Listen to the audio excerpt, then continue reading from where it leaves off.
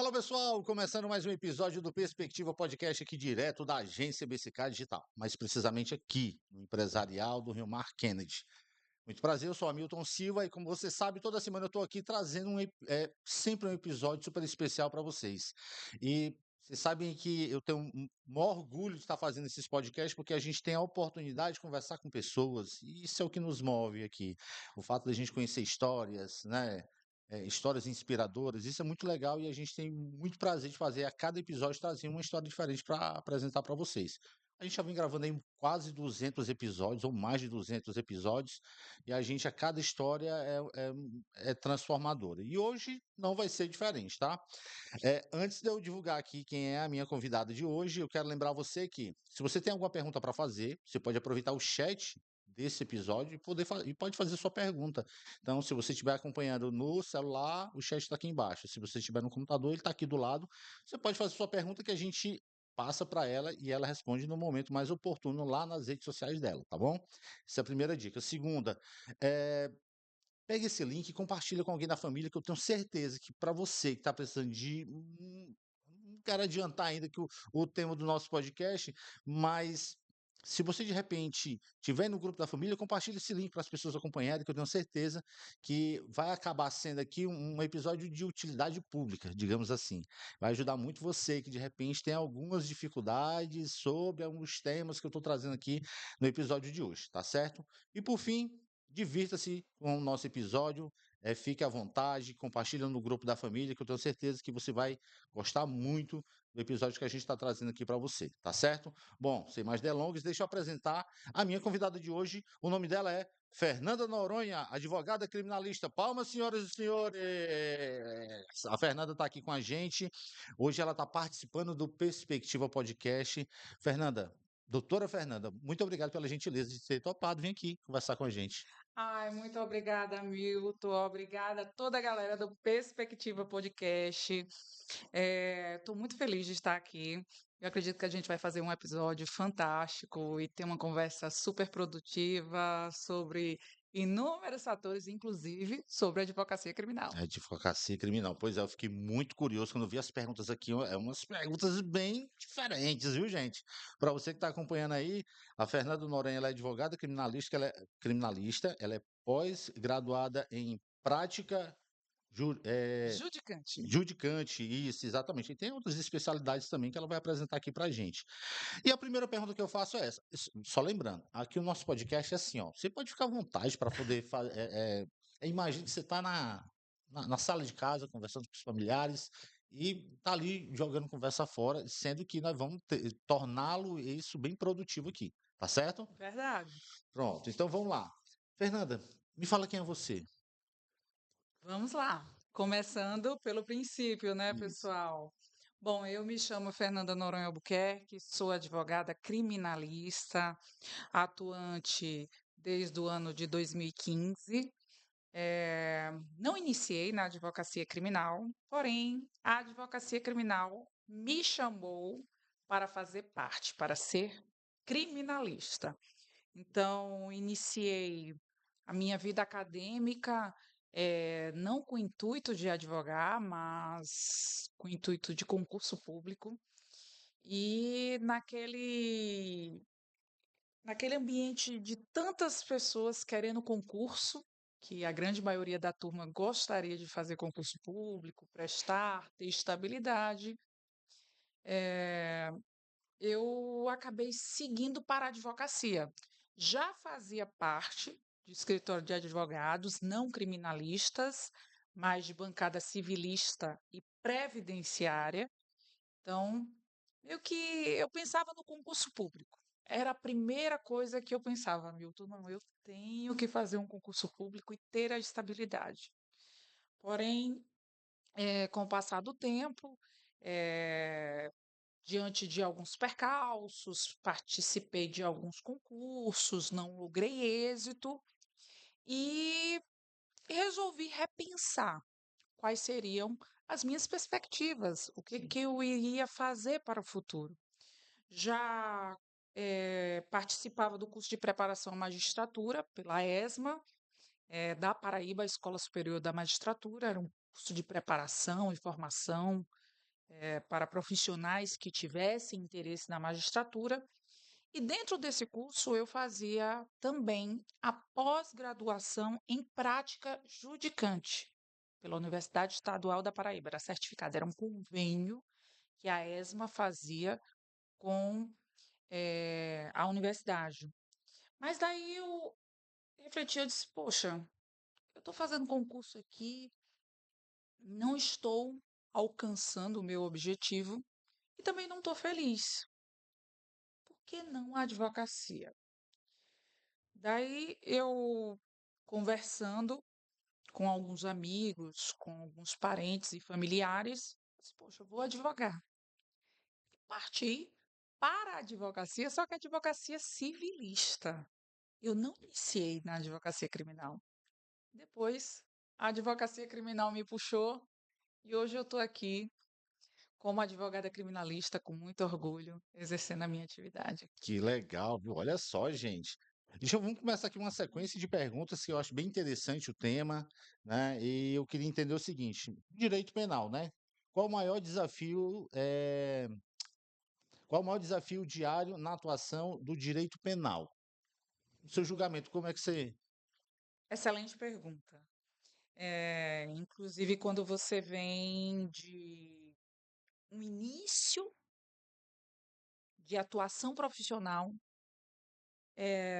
como civilista que não conhece nada da advocacia criminal. Então, quais são as maiores dificuldades no direito penal? Quais são as maiores dificuldades na advocacia criminal?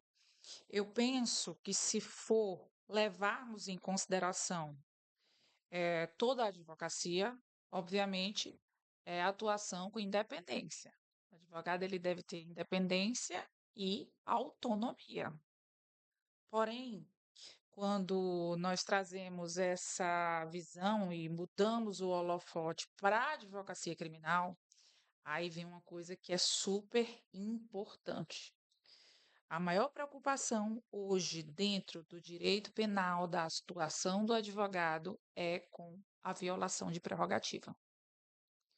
Não existe algo mais sensível para o advogado criminalista do que atuar e estar tendente a sofrer violação de prerrogativa, porque você é um representante da sociedade. Aí você fala assim, doutora, mas na advocacia civilista, previdencialista, na trabalhista, não pode ocorrer isso? Sim, mas com a advocacia criminal é mais sensível. Você pode, no momento de uma abordagem policial ou no momento de uma atuação, você sofreu uma violação de prerrogativa, uma interferência.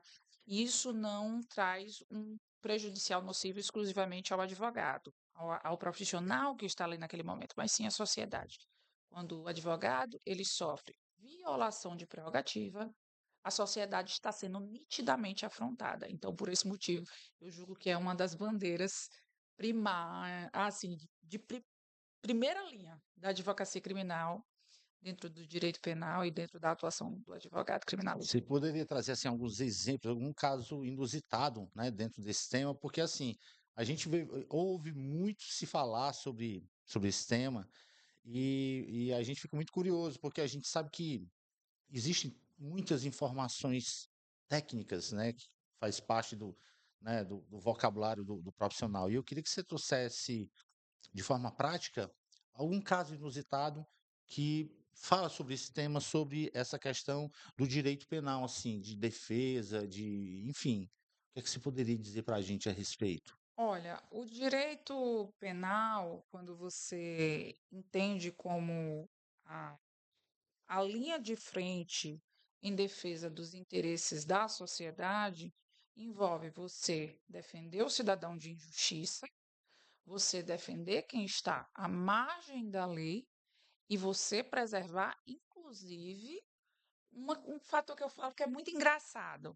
Eu sempre digo que a advocacia criminal é o meio da balança da sociedade. Está entre o poder coercitivo do Estado e a figura do acusado. Então, ele é o equilíbrio.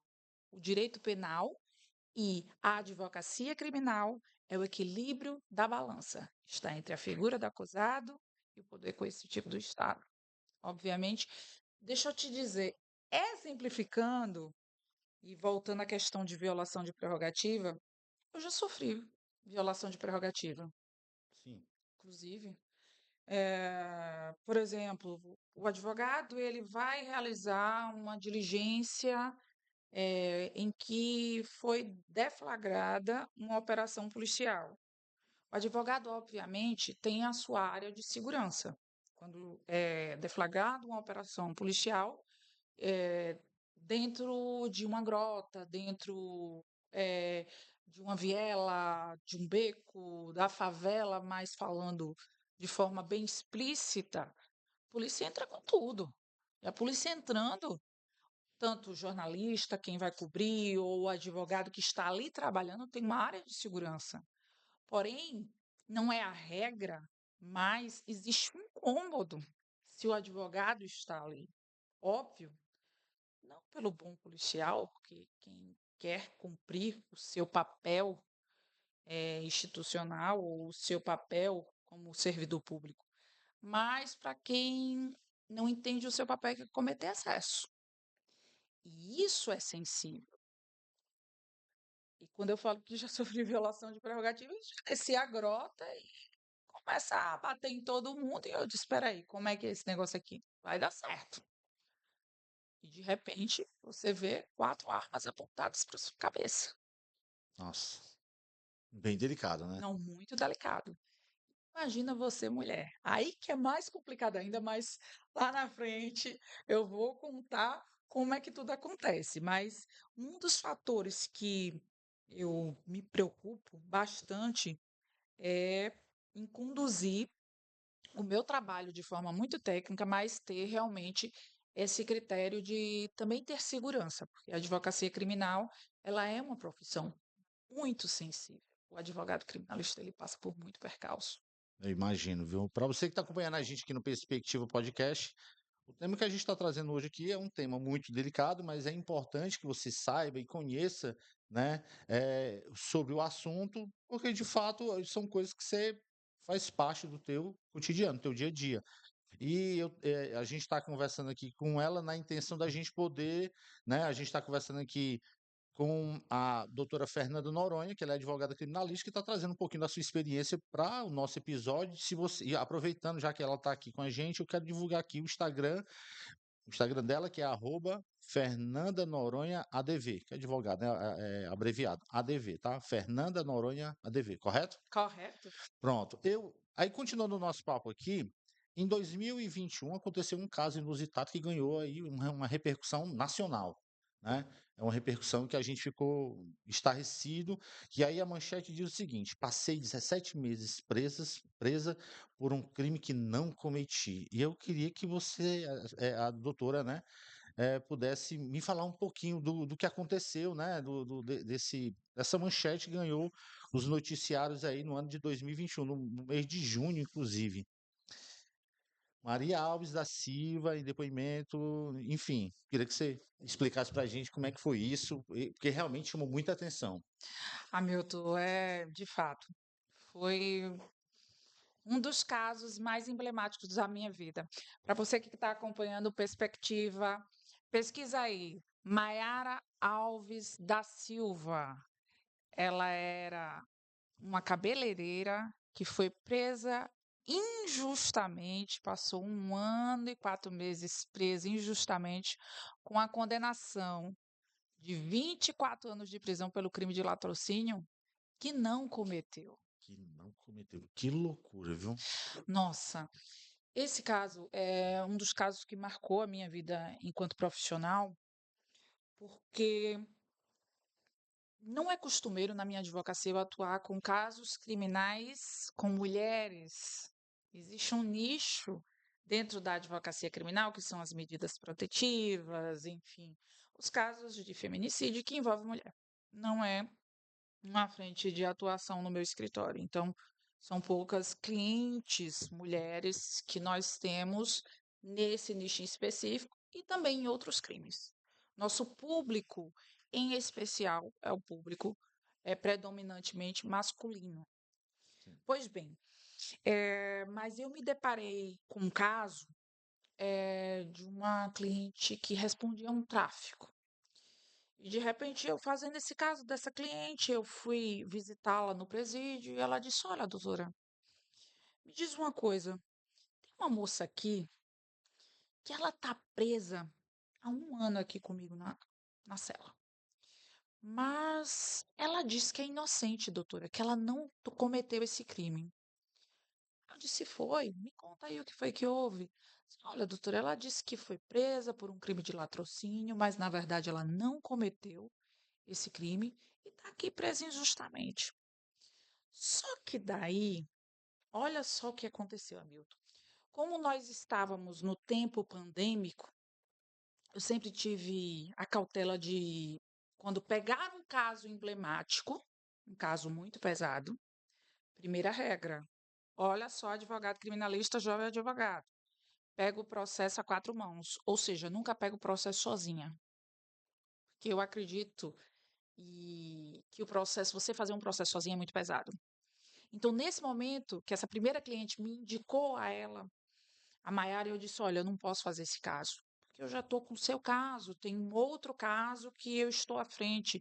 Então, nesse momento, eu não posso. Mas posso indicar outro colega? Ela disse: Pode. O colega foi, adentrou o caso e tudo mais. Posteriormente, eu recebi um recado de uma outra presa. Foi no parlatório.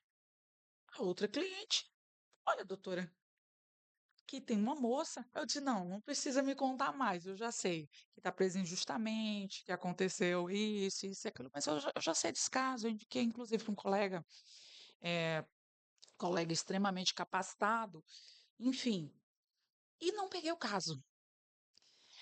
Tanto é que eu não peguei o caso, mas sabe quando as coisas têm que vir para você?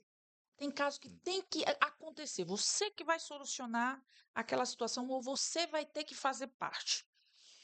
Eu, com pouco tempo depois, tempo pandêmico, essa minha segunda cliente, ela soltou. Aí ela me procurou, ela disse: Doutora, eu sei que a senhora indicou um advogado, mas por favor, analise o caso da Maiara. Está certo. Vou olhar aqui. Foi a primeira vez que eu abri para olhar o caso de Maiara. Quando eu abri, processo, que eu bati o olho, eu disse: Poxa, essa mulher é inocente. Olha. Você acredita? Então, eu já vinha recebendo sinais, mas eu não sei se o advogado criminalista se ele fica um pouco frio, não é isso. Não falta humanidade ao advogado, mas naquele momento eu estava tão atribulada com outros casos que eu disse: Poxa, eu não estou olhando aqui, ó, que a mulher é inocente. Quando eu bati o olho, eu disse: Eu vou pegar esse caso. Fui, peguei o caso, atuei conjuntamente com esse meu colega advogado. 1 mês e meio, Mayara estava na rua. Olha só. Porém, teve um percalço assim que foi tremendo. Já estava a história na mídia, já tinha estourado, a menina é inocente e tudo mais, porque nós comprovávamos que ela não estava no local do crime. O crime ocorreu, esse latrocínio, em 2014, na cidade de Maceió. E Mayara, nessa mesma época, estava em Arapiraca. Então, assim, a diferença entre uma cidade e outra são quase 200 quilômetros de distância. Seria humanamente impossível ela estar em 2 locais ao mesmo tempo. Então, dessa forma, eu disse: Poxa, não tem condições. Então, buscamos mostrar que essa moça era inocente. Mas a prova da inocência dessa moça veio por outra pessoa que estava envolvida no crime e que fora presa. E disse: essa moça que está presa aí, não, essa moça que está presa aí é uma laranja. Nossa. E elucidou todo o caso. Só que aí a gente estava trabalhando, Mayara estava próxima a completar ano. Eu cheguei no sistema prisional e disse assim: Mayara, tá muito perto de você sair. Nessa época eu era gordinha, eu fiz bariátrica, hoje eu já emagreci, mas eu era gordinha, todo mundo me chamava de Marília Mendonça do sistema prisional. quando eu chegava, as detentas já via, não sei se era pela grade, porque é um corredor americano bem grande, mas dá para ver, e as policiais penais disseram, chegou a Marília Mendonça. Enfim, e no dia do aniversário dela, eu disse, o que que eu vou fazer, meu Deus, não saiu a decisão dessa mulher para eu colocar essa mulher na rua? O que que eu faço? Eu não sei o que que eu vou fazer. Eu disse, mas eu vou lá. Eu cheguei lá, eu disse, Mayara. Aí ela olhou para mim no dia do aniversário dela. Disse, doutora, não diga que a senhora veio me buscar, não? Pelo amor de Deus. Aí eu disse, Mayara, feliz aniversário. Você acredita em Deus? Ela disse, eu acredito, doutora. Mas não diga que a senhora não veio me buscar. Aí eu disse, Mayara, hoje você não vai comigo. Mas coloca o seu joelho no chão, que da próxima vez eu volto para te buscar. Essa moça, ela tinha uma fé que era muito grande. Isso era reconhecido dentro do presídio. É, essa moça se ajoelhou ao chão, na minha frente, dentro do parlatório. Eu me arrepio até hoje, toda vez que eu lembro. Se ajoelhou ao chão, dentro do parlatório, e disse, doutora, eu acredito que a senhora vai me buscar. E foi embora. Virei as costas, saí. Acho que 3 dias depois, eu voltei para buscar a Mayara no sistema prisional. Olha só, 3 dias depois. 3 dias do aniversário dela, você acredita? Quando eu cheguei no sistema prisional, o sistema prisional alagoano, feminino, ele parece uma cadeia dos Estados Unidos, aqueles corredores assim, bem gigantões. E pandemia, pós-pandêmico, não lembro exatamente qual era, eu digo, eu vou entrar. Peguei, entrei. Aí eu esperando e nada da Mayara sair, nada da Mayara sair. Eu disse, o que está acontecendo que ela não está saindo? Aí tá demorando, demorando. Aí eu fui falar com a policial penal. Aí disse, doutora, eu disse, o que houve? Por que que ela não está saindo? Doutora, ela não quer deixar a Bíblia. Aí eu, leve lá que eu vou falar com ela. Cheguei lá, tava ela, a Bíblia, e tinha que deixar assim no canto, porque não pode sair com a Bíblia. E ela chorando. Eu dizia, deixa, Mayara. Não, doutora, eu não posso deixar minha Bíblia. Eu dizia, vamos, Mayara, é vida nova. Nesse dia, foi que eu vi ela entregar a Bíblia na mão da policial penal, eu abraçar ela e sair, naquele corredor imenso. Você sabe o que é expressão? Eu acho que o pessoal que é criminalista, o pessoal de quebrada sabe, que é o que é abalar a cadeia. Nesse dia a cadeia abalou. Você escuta os presos ou as pessoas que estão ali presas chamando pelo nome da pessoa que está indo embora. E era muito nítido. O pessoal, tchau, Mayara! Foi um momento muito emocionante na minha vida. Nós entramos com um pedido de reparação, de indenização. Mayara, por meio de revisão criminal, foi julgada e inocentada pelo Pleno do Tribunal de Justiça do Estado de Alagoas. E agora, recentemente, porque o processo criminal transitou em julgado, Mayara foi inocentada por meio de revisão criminal, nós entramos com a indenização de R$ 1.600.000, que acredito eu que não seja um valor próximo da experiência Nossa, imagina. de você estar dentro do sistema prisional por um Uma, minuto que seja. 1 minuto, ou 1 ano e 1 ano e 4 meses. 1 ano e 4 meses detida, uma coisa que ela não fez, um crime que ela não cometeu. Isso não tem quem pague o psicológico, né, da pessoa que ficou aí durante todo esse tempo, teve que conviver com as demais detentas. Imagine a cabeça dela, como é que ela não sai, né, de um momento como esse, né? E essa reparação, né, nada mais justo, e claro que isso aí, se a gente fosse parar para analisar, não existe nada que pague o período que ela ficou lá dentro, né? Não, de forma nenhuma. Inclusive, já frisando, porque na época que ela foi presa, ela tinha 3 filhos. Ela fazia Cursava o curso de direito, o curso superior. Olha, Sua mãe faleceu pouco tempo antes dela ser presa. Os filhos ficaram totalmente desassistidos. E realmente, quando a pessoa sai de uma situação dessa, não consegue se recolocar no mercado de trabalho, não difícil. consegue pensar na perspectiva de vida. Eu espero de verdade que ela possa recompor a sua vida, reestruturar. Mas, Hamilton, existem muitas Maiaras, existem muitas pessoas que estão presas injustamente. O que eu vejo hoje na sociedade é que existe a criminalização. Não, foi presa, culpado, então, peraí, vamos botar todo mundo na forca. E no Brasil não existe penas cruéis, não existe pena de morte. E a gente tem que considerar que o inocente também pode ser preso. Sim. Porque se a gente for, de certa forma, condenar precipitadamente quem vai ser preso, às vezes, muitas vezes, ou às vezes, ou algumas vezes, uma pessoa pode pagar pelo que não cometeu. Então, eu tenho essa preocupação.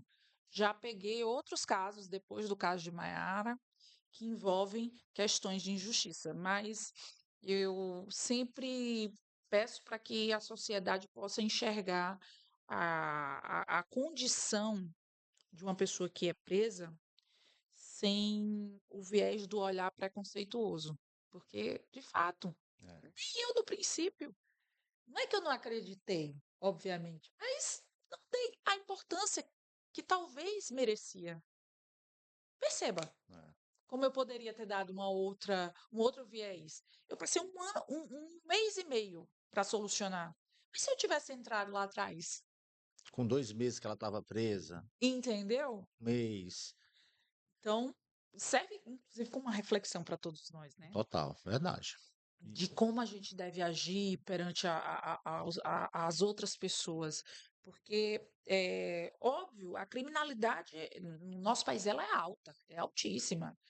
E as pessoas, dentro desse contexto, acabam repugnando o crime, repugnando a pessoa de periferia, repugnando aquele contexto, mas de uma forma muito generalizada. E às vezes não é como a gente bem pensa. Ai, por quê? Porque as estatísticas mostram. Se eu falar para você uma frase bem clichê. Preto, pobre, favelado. Entra na estatística pesada. Preto, pobre, favelado, periférico e mulher negra. Mais ainda. Então, assim, a gente fala assim, não, mas você é defensora de bandido? Não, eu defendo quem está à margem da lei.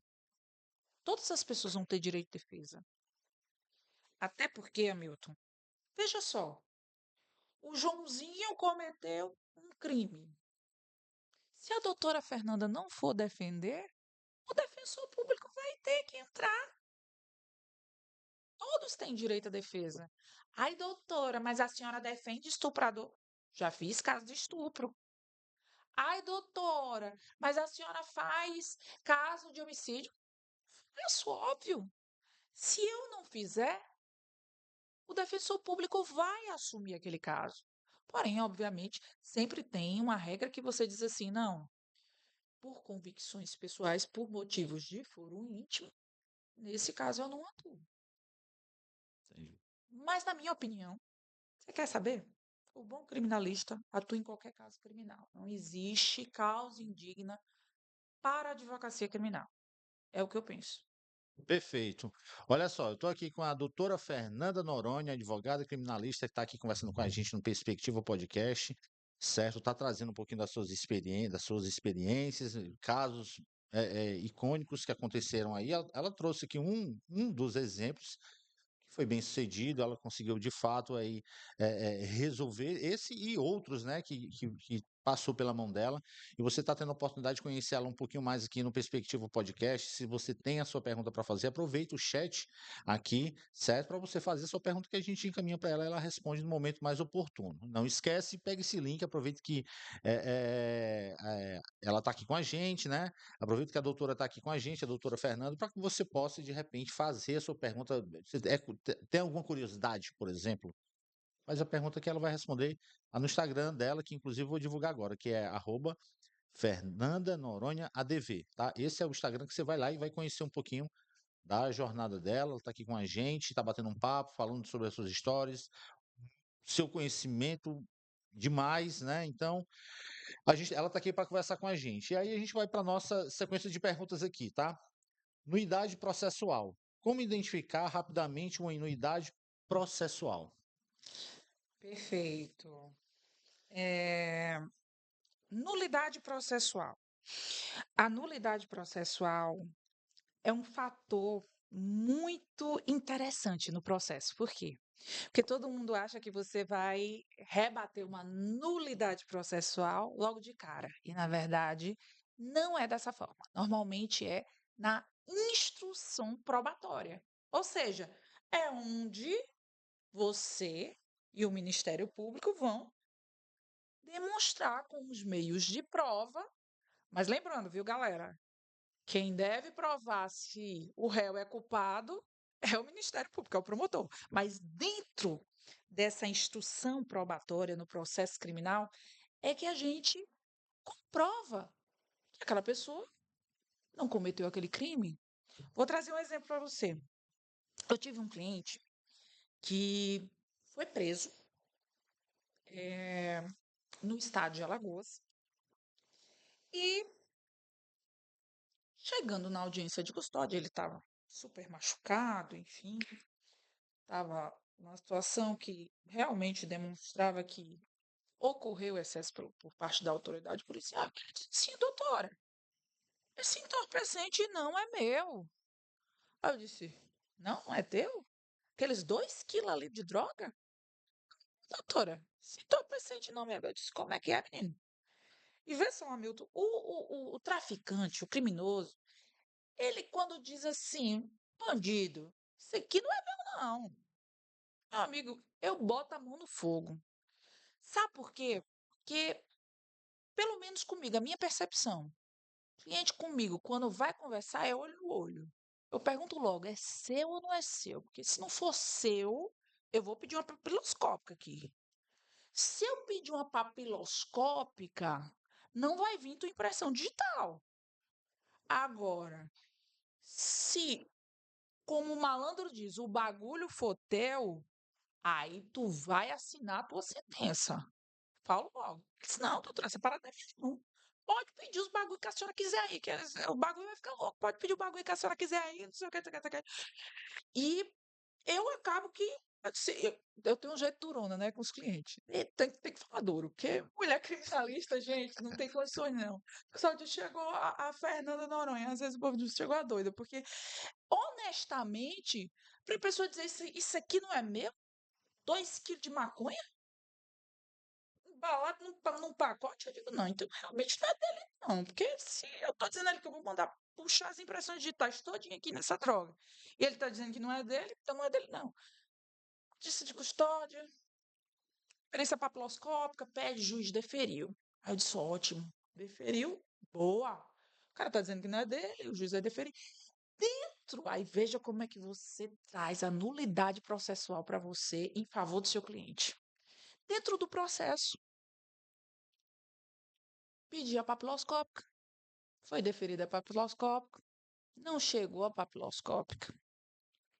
Só que aí tinha outros apetrechos, tinha eh, outros petrechos. É uma arma de fogo, tinha algumas outras coisas. Eu disse, perícia nesses outros materiais aí, pode parecer tudo. Parecia tudo, ele está dizendo que não é dele. O que aconteceu? Não veio impressão digital. Por quê? Porque o produto do crime não era dele. Olha só.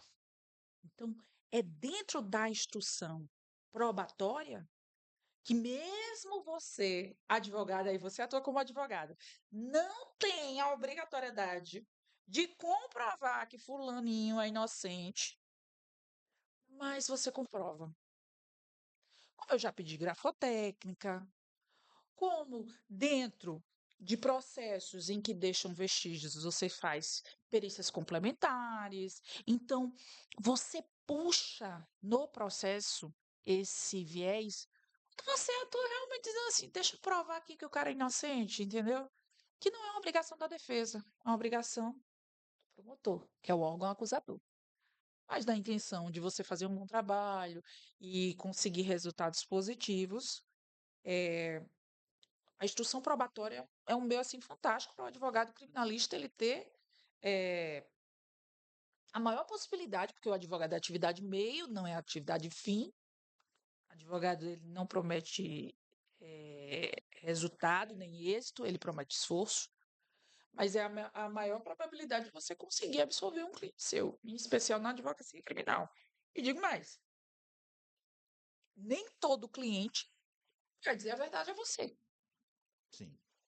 mas mesmo para mim, não importando se ele vai dizer a verdade para mim ou não, fazer minha parte do meu trabalho e julgo que faço da melhor forma. Já fiz muitos processos em que a prova técnica traz uma nulidade processual. Por exemplo, eu tive um processo que certa vez um cidadão ele foi preso pela polícia em flagrante delito com diversos cheques, muitos. Só que não tinha queixa, não tinha nada e tudo mais. E a polícia, sem autorização judicial, acessou o aparelho celular dele. E no aparelho celular dele, com a extração de dados, tinha comprovando que ele tinha cometido alguns ilícitos. Entretanto, quando você chega no processo e diz assim, poxa, peraí, mas tinha autorização? Ele deu autorização? Primeiro, ele não assinou nota de culpa, ele não assinou interrogatório e ele se recusou a acessar o aparelho celular dele. Então, você tem uma maior probabilidade de obter um resultado positivo quando você encontra uma lacuna no processo criminal. E digo mais, para qualquer cidadão que for preso, ou for abordado, não existe esse negócio de acesso. Acesso não é automático. Seu celular faz parte da sua intimidade. A casa é asilo inviolável. Eu vejo muito em comunidade a polícia chegar, entrar e arrepiar e tudo mais, e eu discordo. Quer prender? Está cometendo crime? Prende. Para que existe a polícia investigativa, o Ministério Público? Exatamente para isso. Faz a representação criminal, faz a investigação. Polícia Militar, que é a polícia ostensiva, vai lá e cumpre com mandado de busca e apreensão, com mandado de prisão. Ah, quer investigar, quer prender? Faça isso. Mas da forma certa. E não arrepiando, como às vezes eu vejo em algumas comunidades acontecer da polícia ostensiva adentrar indiscriminadamente na casa de pessoas e isso não está de acordo com a lei. Inclusive, pelo fato de, por exemplo, vamos citar aqui Fortaleza. Sim. A região do Cocó e a região, sei lá, do Moura Brasil. A forma que a polícia ostensiva entra em uma residência no Cocó, em um apartamento na Beira-Mar, é uma. E por que que é a forma? Só porque é na comunidade, do Moura Brasil tem que ser outra. Porque ali tem pobre, mas às vezes tem muitos cidadãos, Sim. tem pessoas de Verdade. bem, trabalhadores. Então, assim, eu sei que não é uma regra, a gente não pode também banalizar demais. Mas a gente sabe que, na verdade, não podemos fechar os olhos e dizer que não são um peso, duas medidas, né? Foi você vê, né? Muita coisa, você se depara com muita coisa, alguns noticiários, e a gente fica assim, bobo com tanta coisa que acontece, com tantas ações assim também, né? Inclusive aqui em Fortaleza mesmo. E a gente fica se perguntando, né? Por que tanta a arbitrariedade nesse sentido? A gente fica realmente se perguntando como é que isso é possível, né? E aí a pergunta que eu ia fazer é o seguinte: a justiça criminal, você acredita que a justiça criminal no Brasil é realmente justa? Nossa, você fez uma pergunta assim chave, Hamilton. É, e bem difícil de responder. Olha, a justiça criminal no Brasil, eu posso dizer, e não pestanejar aqui, está com certeza bastante de ser efetivamente justa. Vamos trazer do ponto de vista das ações penais. As ações penais, elas não são justas. As penas muitas vezes são desproporcionais. As ações às vezes não seguem o curso legal. Pior coisa que você pode ver.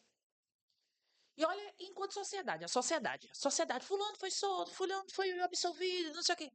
Mas a pior coisa para um profissional, pelo menos para mim, é quando eu vejo um inocente que eu estou defendendo ser condenado. Mas isso é como dar uma facada no meu peito. E eu já tive, gente, casos que foram assim. Nossa. E nós estamos assim recorrendo até hoje. A gente vai com o último suspiro até as instâncias superiores. Mas a justiça do Brasil, ela, em regra, ela traz o seu controle, ela é justa? Não. Superlotação em presídios, eu posso falar para vocês. Políticas públicas que não são efetivas para a população. Existe política pública para quê? Política pública foi feita para todos, Sim. mas as coisas às vezes parece que funciona só para uma determinada classe da sociedade. Para o pobre não funciona. Eu tenho um sentimento muito grande de dizer assim, a pessoa fala, ai, Fernanda, você é muito de direitos humanos, você é muito humanista. Não, é verdade, eu sou humanista. Desde criança que eu tenho esse espírito de ser humana, de prezar por justiça, mas dizer a você que a justiça brasileira, em todos os sentidos, e agora eu falo, não somente para a criminalidade, mas para casos que envolvam outras circunstâncias, nem sempre é justa. Não é só no direito criminal, não. Em outras circunstâncias também não é justa. Para a questão política, para a questão civil, para a questão tributária, enfim, etc. Quando a gente vai avaliar, num contexto geral, não é justa. Mas a senhora, doutora, acredita em justiça? Acredito, sim. Acredito que justiça pode ser feita. Eu tive um caso que esse meu cliente ele foi condenado a uma pena por um crime que ele não cometeu. E eu recorrendo, com todas as provas da defesa favoravelmente a ele. Favorável. Perícia papiloscópica favorável, tudo favorável. Mesmo assim, esse cidadão foi condenado. E assim, eu quase que adoeci, que eu disse assim, meu Deus, eu não acredito que eu estou vendo um inocente ser condenado. E nós estamos recorrendo até hoje. Eu disse, poxa, será que isso é um caso de eu utilizar a Corte Interamericana de Direitos Humanos? Eu fico pensando, é uma coisa fora para verificar a situação desse cidadão. Porque, como assim? Às vezes você se sente um pouco. Como eu posso te falar? Impotente. Eu me sinto impotente. E são poucos casos, obviamente, que nós tivemos, mas um caso específico. E aí eu falo. Quando a gente espera que as coisas sejam justas, eu trago uma coisa que aprendi desde criança: o justo não se justifica, mas se explica. Por quê?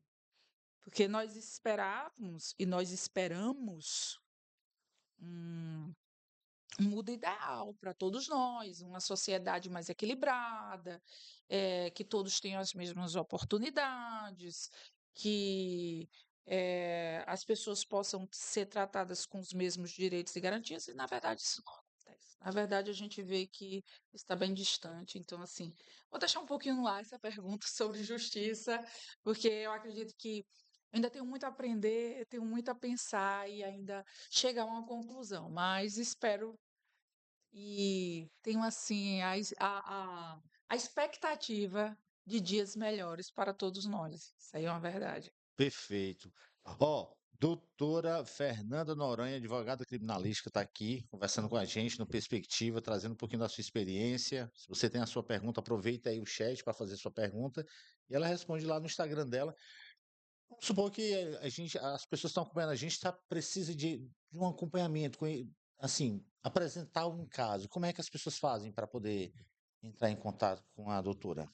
Bom, na advocacia, eu sempre falo assim, a gente tem a advocacia como uma atividade não comercial, Sim, mas nós temos deixado de lado essa situação de dizer a advocacia não é comércio, mas a advocacia é empreendimento. No primeiro momento, obviamente, por conta das nossas condições éticas, para uma pessoa que quer tirar uma dúvida, procure o seu advogado de confiança perfeito. para tirar as suas dúvidas, obviamente, né?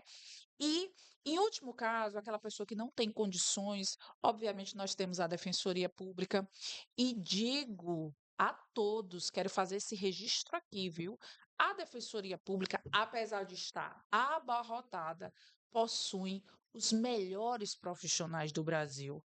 Não é porque eu sou advogada que eu vou deixar de dar o brilho e o verdadeiro valor à Defensoria Pública. Os defensores públicos são extremamente capacitados, são um dos melhores profissionais que possuem hoje dentro do sistema de justiça. Então, acaso aquela pessoa não tenha condições de contratar um advogado, obviamente procurar a defensoria para tirar as suas dúvidas sobre toda e qualquer questão, dizendo mais. Recebeu intimação, recebeu alguma comunicação para comparecer à delegacia de polícia, para comparecer a uma audiência, para responder ao inquérito, não compareça desacompanhado, sempre na presença ou com orientação do seu advogado. Excelente, perfeito. Bom, então, tá vendo aí, né? Então, se você tem alguma dúvida nesse sentido, dá uma olhada, conversa, né? Procura o seu advogado para que ele possa te orientar, porque de fato isso, com base nessas orientações aqui, você acaba se assegurando o seu direito, tá certo? Bom, eu tenho mais uma pergunta aqui para fazer para a doutora, que é o seguinte: é, a defesa, claro, tanto de acusação como de defesa usa um plano estratégico para isso. E aí eu queria entender, claro que cada um tem a sua particularidade. Queria que a senhora falasse sobre estratégias de defesa, do seu cliente, por exemplo. O que você poderia me dizer? Bora lá. Eh, Hamilton, eu sempre utilizo a questão da estratégia específica. Sim, Cada caso tem sua particularidade. Obviamente, por quê? Porque o advogado ele pode atuar como assistente de acusação, que é auxiliando o promotor de justiça e aí está acusando, ou como defensor, que aí vai defender o direito de quem está à margem da lei. Para a jovem advocacia, se eu pudesse dar um conselho hoje, eu diria que é prezar pela boa técnica. O advogado, ele não vai ser, ao menos no meu entendimento, viu, gente? Pode me cancelar quem quiser, respeitado, ser respeitado, se não tiver técnica. Esqueça o dublê do advogado de sucesso. Eu falo isso muito. Esse negócio de advogado que só visa a rede social, que é muito importante, a rede social é fantástica, mas que vende uma imagem. Tem advogado que está vendendo curso e não nossa, tem sequer experiência com a prática do direito. Então, seja técnico, procure estudar. O estudo ele nunca vai trazer malefícios àquele profissional. Aí um segundo ponto, aí eu vou falar para vocês, que além de ser técnico, se coloque no mercado como uma boa referência. Hoje, a advocacia já não é vista mais como aquele profissional solitário que não pode aparecer, que não pode vir, por exemplo, a um podcast, que não pode conceder uma entrevista, que não vai fazer uma parceria. Então, é importante também o profissional saber ter esse feeling de ascender, de fazer boa comunicação, de fazer parcerias. Eu também sugiro a Milton a não atuar solitariamente. E, doutora Fernanda, o que é atuar de forma solitária? Sozinho. Eu sempre gostei de atuar em grupo. Eu prefiro atuar a quatro mãos. Não gosto de fazer trabalho sozinho, solitário. Exatamente porque eu acredito que quanto mais pessoas eu tiver pensando em solucionar aquele problema, porque nós advogados somos solucionadores de problema, mais rapidamente eu chegarei ao meu objetivo. Então, normalmente, eu coloco como uma dessas observações e digo que a boa técnica é, com certeza, o primeiro pilar para qualquer advogado. Estudar muito, ler muito, procurar não ser também muito agressivo, porque uma estratégia para um processo de crime comum é uma estratégia, para os processos de competência do tribunal do júri é outra, a estratégia para os processos de crimes sexuais é outra, para os processos de violência doméstica é outra. Então, assim, existe um leque, mas se você quiser que eu te traga aqui a primaz, seria a boa técnica. E posteriormente as outras estratégias que a gente vai adaptando durante os casos específicos. E, como eu te falei, cada caso tem, às vezes, a sua particularidade. Perfeito, doutora Fernanda Noronha aqui participando com a gente, muito legal isso. E assim, o posicionamento dos profissionais hoje no mercado é bem interessante. Recentemente a gente teve lá no Náutico, onde teve o Arraiá da Advocacia, um evento muito legal em que a gente teve a oportunidade, inclusive, de conversar com o presidente e com a presidente também da OAB, para poder falar desse momento. E assim, o que foi que me chamou a atenção lá? A oportunidade de ver tantos profissionais reunidos, e aí, como você disse, né, esse relacionamento entre os colegas, de se ajudar nesse meio, eu acho que faz total diferença. Você é uma dessas profissionais que acha interessante trabalhar a quatro mãos na intenção de você ter a oportunidade de aprender com vários casos, digamos assim. E aí você vai aprendendo com a experiência de um que já faz uma outra coisa, e eu acho que isso faz total diferença no final das contas, né? E com base em tudo isso que eu estou lhe perguntando, é, quais foram ou são os principais desafios que você enfrenta hoje dentro da advocacia? Criminalista, digamos assim, como sendo eh, o fator principal. Boa pergunta. Eu chego a pensar assim, quase que rotineiramente. Mas eu vou dizer que o fator principal, o desafio, o maior desafio da advocacia é se manter como profissão estabelecida e rentável. Para você viver exclusivamente da advocacia, se você não tiver já uma base anterior, por exemplo, de advogados ou bancada de advogados, é bem complicado. Eu sempre falo que quem vive exclusivamente da advocacia é um super-herói, porque você não tem salário. Você vai ganhar o que você produz. E eu vejo como um desafio, mas um desafio legal, bom, porque todos os dias eu atuo como advogada há 10 anos. Todos os dias eu recebo essa pergunta, você acredita? Pelos jovens advogados. Nossa, legal. Doutora, é possível viver da advocacia? Doutora, o advogado consegue viver exclusivamente da advocacia? E eu respondo, sim. Eu enquanto advogada, aí eu não vou falar só como criminalista, mas como advogada, eu vivo exclusivamente da advocacia. E eu vejo que a advocacia é rentável.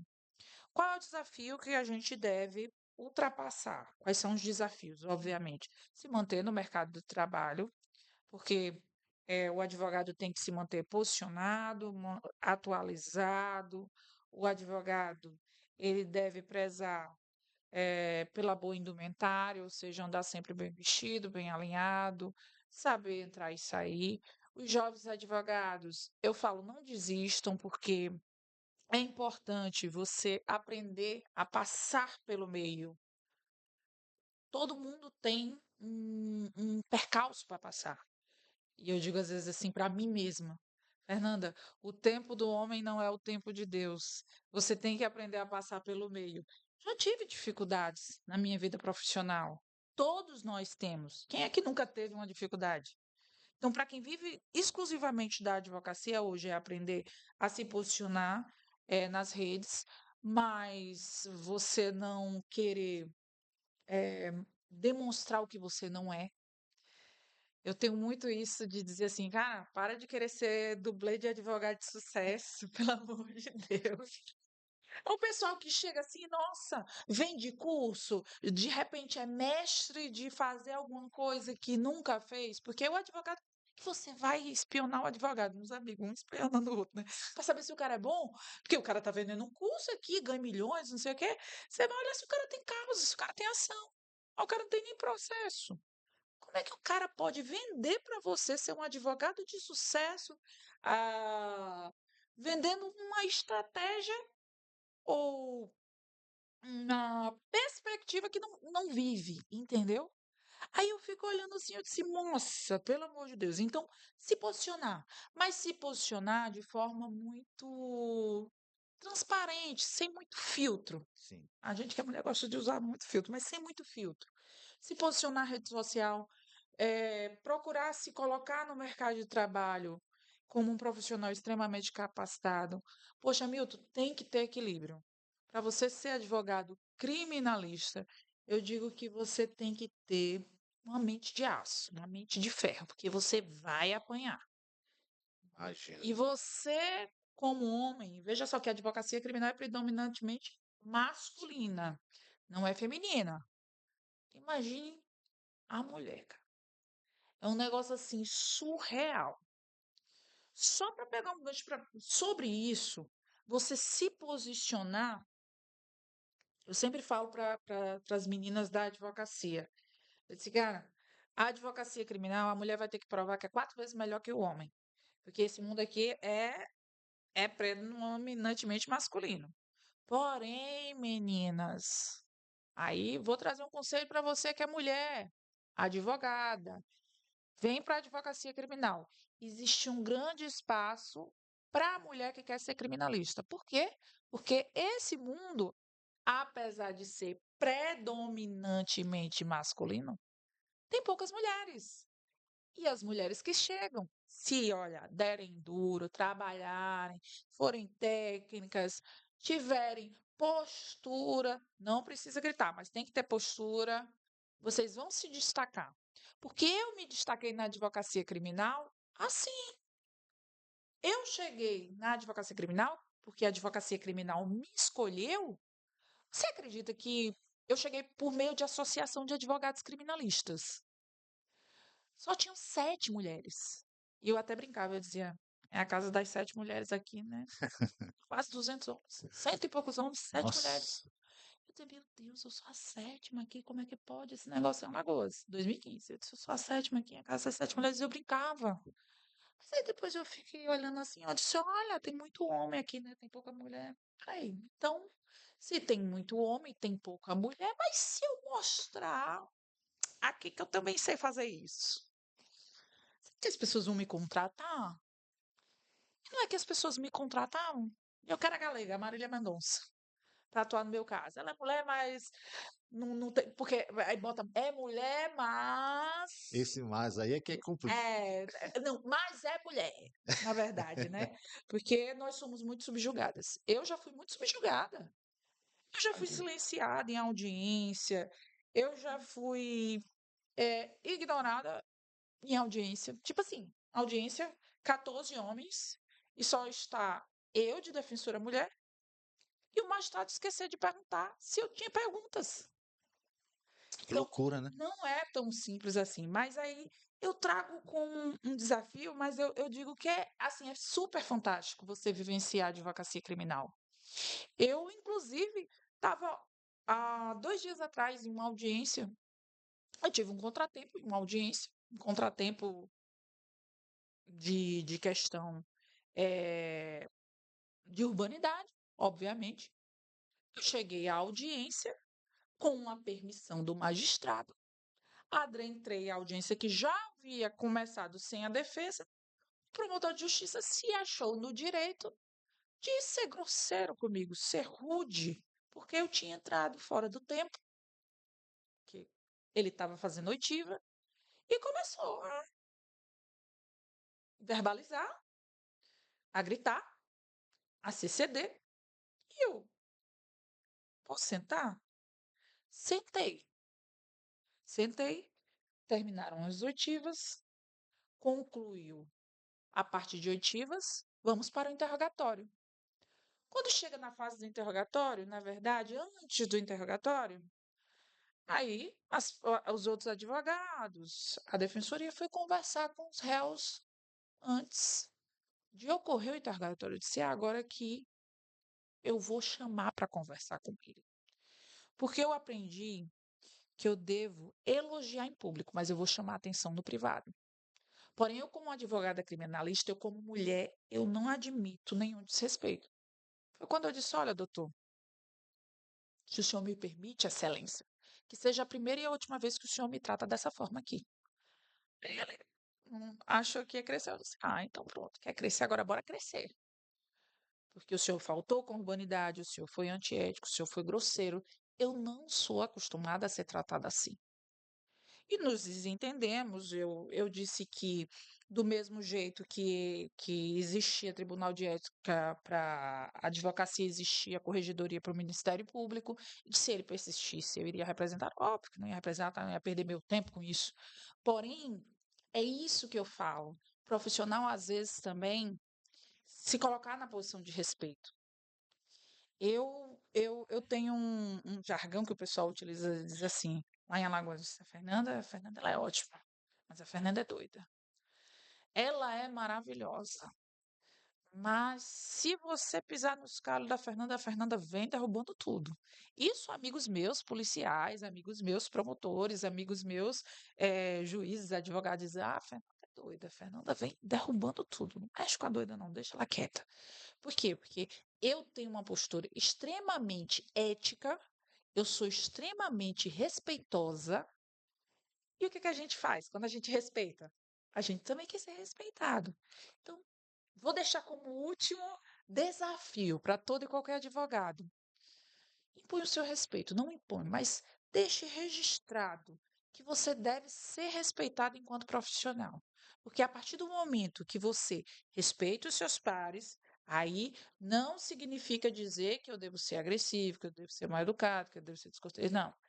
Conduta, ó, pertinente com sua profissão. Porém, nunca se curve, porque já dizia minha avó, quem muito se baixa, o fundo aparece.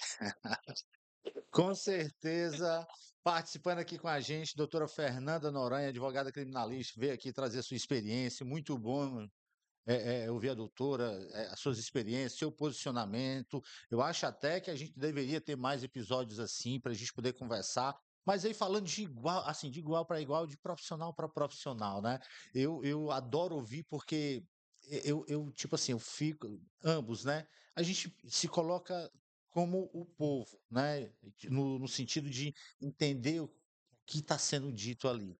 E quem sabe, talvez num momento desse, a gente trabalha, convida aqui duas profissionais para a gente discutir sobre esses temas, para que a gente possa fortificar mais ainda essa comunicação do direito, principalmente da advocacia no modo geral, porque a gente pode estar trabalhando também com outros segmentos do direito, por que não, né? E assim. Para finalizar, eu queria que a senhora deixasse uma mensagem para os jovens advogados que ainda estão ainda inseguros, né, que pode acontecer, e a senhora com 10 anos de experiência aí, com certeza tem muito a acrescentar. E aí dessa vez, olhando para essa câmera, eu queria que a senhora deixasse uma mensagem para eles nesse momento. Bom, primeiro eu gostaria de agradecer mais uma vez o convite, Hamilton, agradecer a todos vocês que fizeram parte desse episódio do Perspectiva Podcast. Tô bem ali, ó. Dizer que foi uma grata surpresa, obrigada a todos vocês.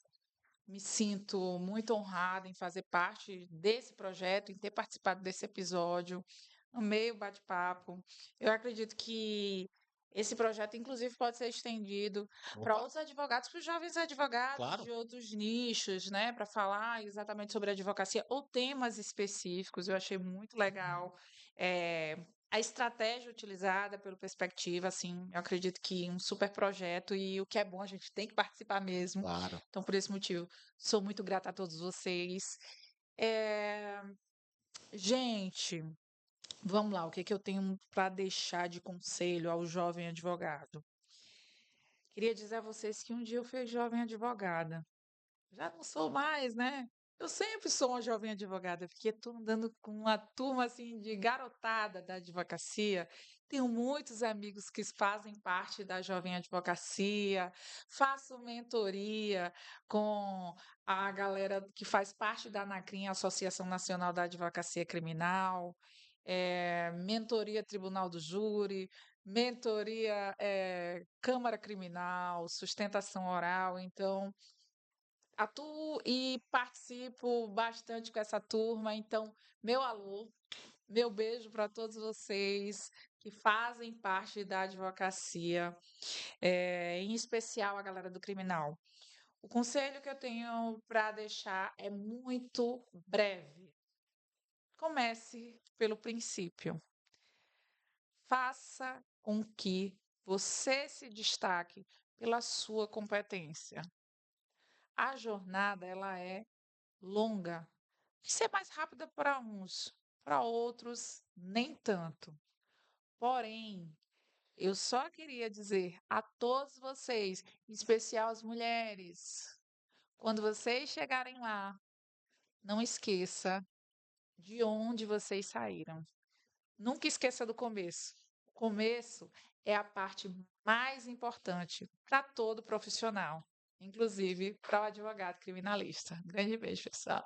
Perfeito, doutora Fernanda Noronha participando aqui do Perspectiva Podcast. Olha, eu adorei, assim, eu ficava assim imaginando tudo que você disse aqui, das experiências que a doutora trouxe aqui para a gente. Eu achei surreal. Quero aproveitar e a gente deixar uma lembrancinha aqui para ela, em nome aqui do Perspectiva Podcast. Tenho duas perguntas para lhe fazer. Primeiro, na posição de advogado, principalmente criminalista, eu fico me perguntando, quando a senhora recebeu o convite ali, a abordagem pelo direct, qual foi a impressão que você teve? Quando a pessoa ele convidou a senhora para poder estar aqui. Olha, eu fiquei surpresa porque eu disse, poxa, eu não sou tão conhecida no estado do Ceará. Mas esse negócio de podcast ganha todo o Brasil, né? Sim. Às vezes você tem uma empresa que atua no Ceará, mas que é visto por todo o Brasil. Até então eu recebi o convite para participar. Eu disse assim, nossa, eu vou, que projeto bacana. Eu assisti alguns posts, comecei a acompanhar o trabalho do Perspectiva. E eu disse, nossa, como eles mostram eh, os profissionais, inclusive de segmentos Totalmente. totalmente distintos, mas mostra assim pontos bem específicos, bem estratégicos. Aí eu disse, nossa, eu vou topar esse projeto, vou lá para conhecer a turma do Perspectiva. E assim, foi incrível. Já vocês podem considerar uma eterna seguidora Opa, que e bom. espero que vocês possam fazer verdadeiramente com outros advogados Perfeito. de Sim. outras áreas, que a OAB possa até, inclusive, formar convênio, né, com perspectiva, trazer Perfeito. um convênio de podcast, um convênio de trazer a inserção, porque o advogado, o jovem advogado, às vezes precisa disso, de vir falar um pouco sobre o seu conhecimento, sobre sua perspectiva, sobre sua visão de advocacia, inclusive visão pessoal, porque advogado não é máquina, né, gente? Nós somos seres humanos também, e às vezes a pessoa tem até uma vivência, né? Tem algo a chegar até o episódio de um podcast e trazer que vai ser super enriquecedor para toda e qualquer pessoa. Então, assim, gente, fiquei assim muito surpresa, foi surreal. Tô, assim, muito feliz de ter participado desse projeto com vocês. A gente que agradece demais. E a gente faz essa pergunta porque é o seguinte: não é muito comum você ser abordado no direct do Instagram para poder, poxa, o que que você acha de participar? Mas antes de chegar esse convite, a gente ainda dá uma fuçada. Poxa, será? Vamos lá. Porque assim, a gente conversa com vários profissionais, assim, de 10 a gente, puxa, esse aqui tem mais o perfil, tem mais a cara desse episódio. E aqui acho que é a primeira vez, eu acho que só recebemos um advogado, a senhora é a segunda advogada de quase 200 episódios que a gente traz aqui. E a gente queria ter esse olhar feminino para esse episódio. Então, eu quero agradecer demais, certo? E a senhora pode ficar à vontade para poder estar, de repente, falando algo sobre novidades, sobre advocacia. O que que a senhora poderia adiantar para a gente? Então, sobre novidade, gente, eu faço parte da ANACRIM, que é a Associação Nacional da Advocacia Criminal. Faço parte também da Crimal, aí é uma associação que já atua com advogados no estado de Alagoas, mas sou advogada de bancada, atuo pelo escritório Noronha Albuquerque Advogados Associados. eh, Possuo expertise em rastreamento de nulidade em processo criminal, ou seja, a gente faz um trabalho voltado para rastreamento realmente de falhas processuais, em processos que realmente possuem a necessidade de um olhar mais clínico, e deste modo trago aqui para vocês toda a minha contribuição como pessoa, dizer que nós que fazemos parte da advocacia criminal, em especial as pessoas que estão nas associações, estamos muito felizes de fazer esse trabalho pelos jovens advogados, bem como fazemos também trabalhos nas comunidades. Eu atuo como voluntária em projetos sociais. Desde os meus 18 anos eu faço Legal. projeto social em comunidade. Aqui na cidade de Fortaleza, mais especificamente, fiz projeto e realizo na área do centro, Moura Brasil, Oitão Preto, Vila Velha, Sapiranga. Nossa, já fiz em vários bairros aqui. Atuo como voluntária em projetos sociais, não só como advogada. Já fui a tia da sopa, já Olha, fui a tia da recreação. Na minha rede social, acho que vocês vão ver. Tem a doutora Fernanda até fantasiada, gente, de Mário Bros, de Papai e de Mamãe Noel, enfim. Essa é uma das minhas pegadas. E assim, só digo a vocês que se eu pudesse hoje aqui deixar uma mensagem para o público em geral e agora para a galera toda. eh, Se você tiver a oportunidade de ser voluntário, pelo menos por uma vez na sua vida, não perca essa oportunidade, porque é muito importante. Não é somente importante para quem recebe a prestação do seu serviço, a sua companhia, mas também importante para você como ser humano. Então, eu acho que foi uma das melhores escolhas que eu fiz na minha vida. Inclusive, Hamilton, alguns anos atrás, eu queria largar a advocacia para viver exclusivamente voltada às causas sociais, mas Deus disse: não, continua aqui na advocacia também. entendi. Porque Legal. é uma das bandeiras que é mais importante na minha vida, e eu acredito que é um dos maiores orgulhos que eu tenho como ser humano, é ser voluntário em projetos sociais. É uma felicidade imensa. E só trago para vocês que seja voluntário por um dia. É extraordinário. Perfeito. Bom, gente, nosso episódio vai finalizando por aqui. Aqui comigo, doutora Fernanda Noronha, advogada criminalista. Ela trouxe aqui toda a sua simpatia, todo o seu posicionamento a respeito à profissão, trouxe aqui algumas vivências dela. E espero que vocês tenham curtido. Doutora, muito obrigado. Obrigada a vocês, gente, pelo amor de Deus.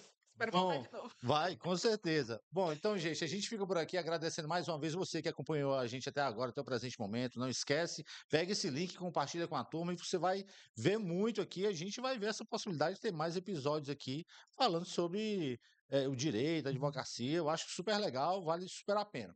Mas enfim, vamos deixar isso aí para os próximos episódios. Eu fico por aqui e eu volto no próximo episódio trazendo muito mais para você.